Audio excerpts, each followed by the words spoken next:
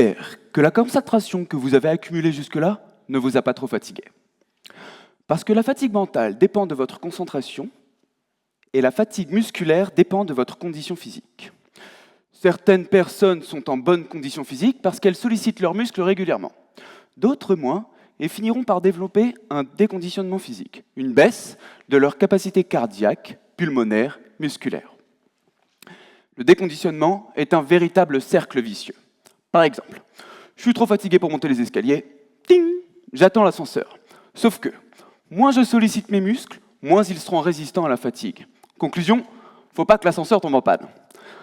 Conclusion, la fatigue musculaire est un bon indicateur de la condition physique. Mais, pour la mesurer, il faut faire des contractions maximales. Seulement voilà, chez les personnes déconditionnées, la communication entre le cerveau et le muscle est perturbée.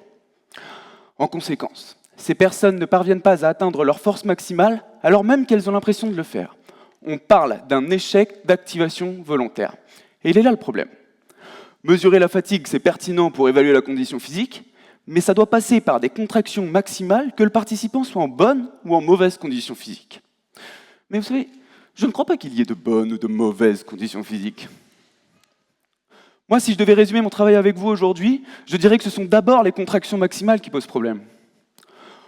Pendant ces contractions maximales, une personne en bonne condition physique va très rapidement perdre beaucoup de force jusqu'à atteindre un plateau que l'on appelle force critique.